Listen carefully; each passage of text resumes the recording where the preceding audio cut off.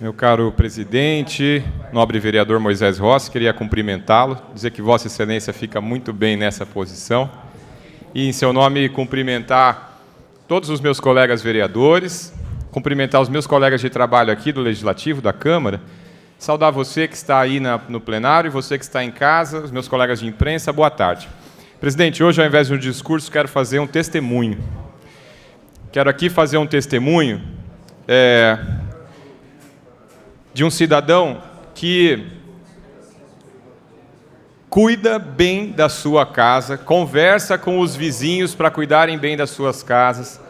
Faço a minha tarefa diária para eliminar o mosquito Aedes aegypti e todos os dias, todo santo dia, eu mato pelo menos 5 ou 6 mosquitos na minha casa. Converso com o meu vizinho, eu tenho vizinho de um lado só, o outro é um terreno limpinho do lado da minha casa.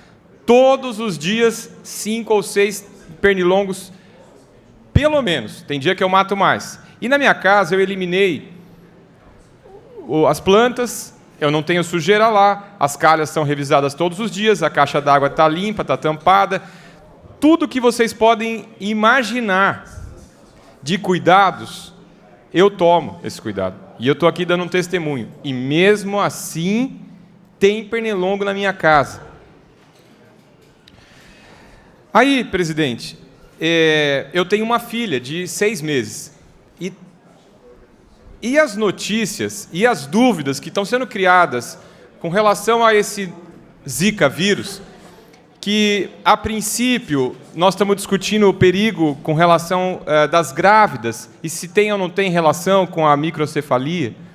Agora, há uma outra preocupação, se o Zika vírus também pode lesionar ou pode causar qualquer dano nas crianças, nos bebês, não é? Então, assim, vocês podem imaginar, estou dando um testemunho do pânico que a minha esposa vive nesse momento, e deve ser igual ao pânico de todas as mães, que estão fazendo tudo aquilo que as autoridades estão pedindo, estão orientando, e mesmo assim os mosquitos insistem em aparecer. Muito bem, minha última alternativa veio de uma invenção.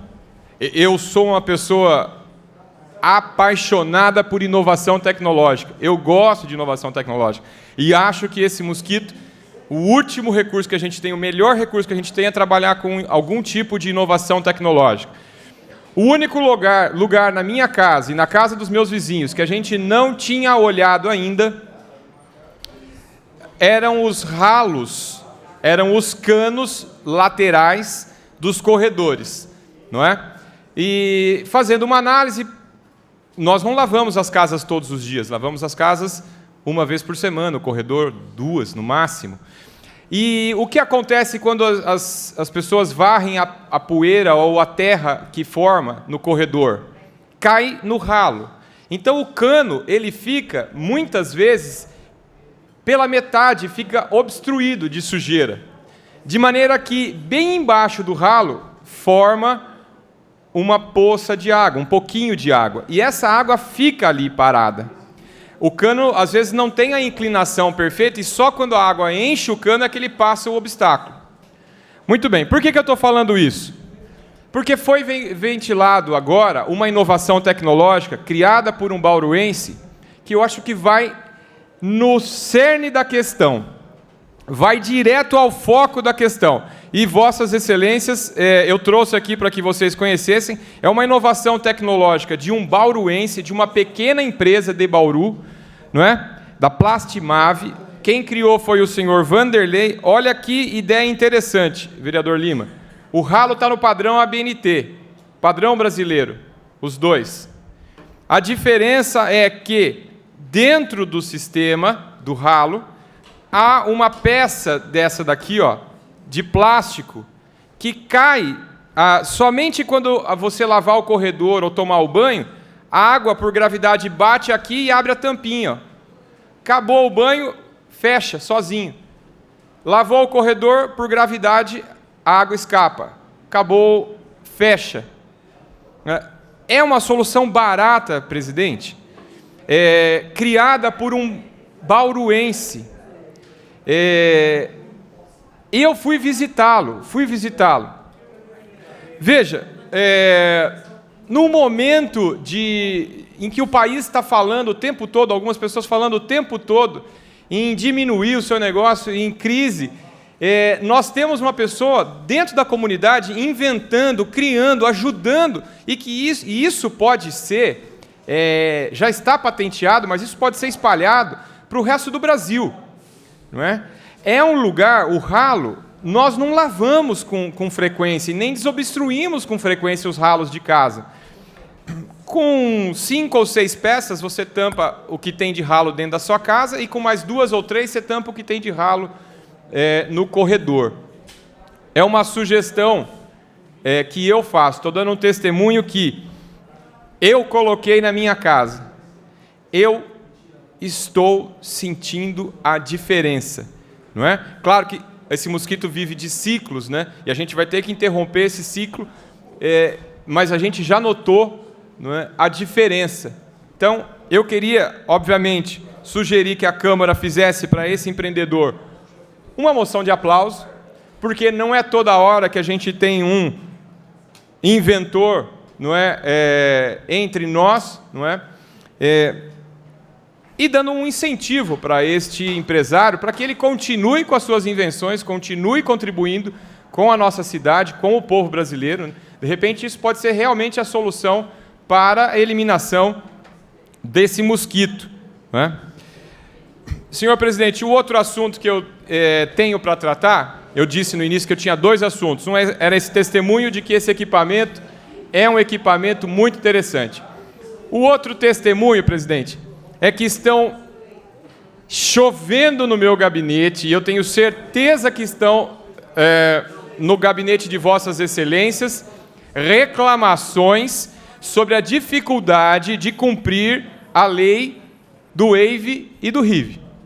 A impossibilidade de conseguir o alvará cumprindo as exigências da lei do WAVE e RIV.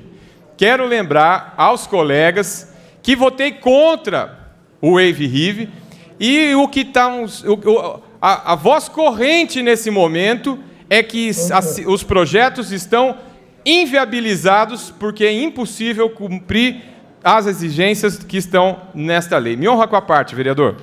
Vereador, para mim o problema não é nem a lei em si, mas sim o decreto que está estabelecendo as normas do TRT, que é o termo de referência técnica, que eles estão extrapolando o objeto do WAVE e do RIV.